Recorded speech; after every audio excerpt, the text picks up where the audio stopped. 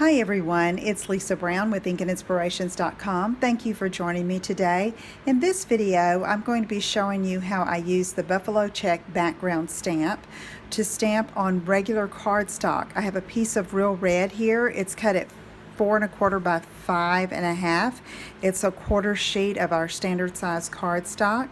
And what I'll do is I'll cut this apart to use on various projects. And but I wanted to show you what I did so that I don't have to use the magnet to hold down the paper, and also what black ink I use to stamp on this real red cardstock. So I like to use a jet black StazOn, and you have to make sure it's pretty juicy, so have a refill handy. And I have the stamp itself mounted onto my Stamparatus, and I position that real red cardstock beneath it, and I have just a tiny glue dot in the middle to hold that still, because I have found that especially with this black on this colored cardstock, I may have to stamp it several times, so that's where the Stamparatus really comes in handy. Okay, so I'm just going to take my ink pad, and you can see I have the stamp case below this plate, and that just gives me a firm surface here to ink up my stamp on. So I'm going to go over top and get good coverage, and then I'm going to come and really press down over the top plate here,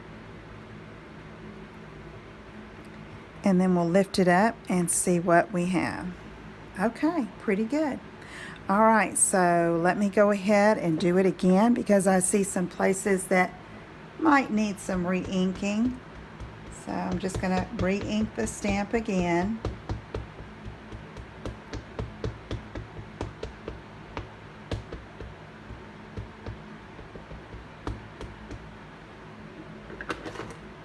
Okay, let's try it again here.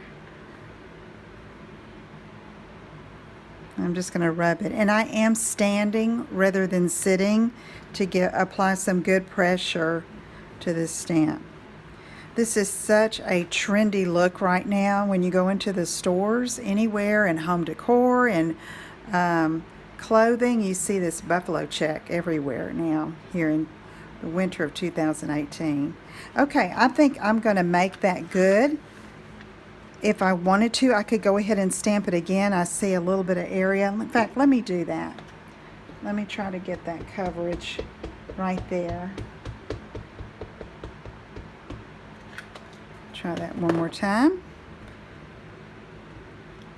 And that 3 times, that's usually what I have to do when I'm going on this colored cardstock with this StazOn.